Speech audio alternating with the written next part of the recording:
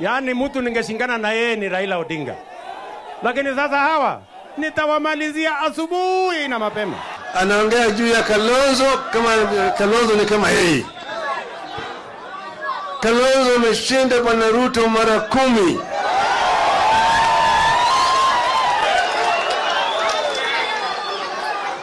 Yeye ni mtu mwaminifu.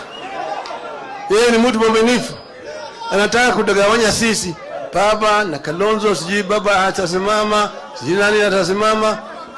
Miongoni wetu hapa mtu atasimama. Sasa yeye anafikiri yeye ni mwerevu zaidi.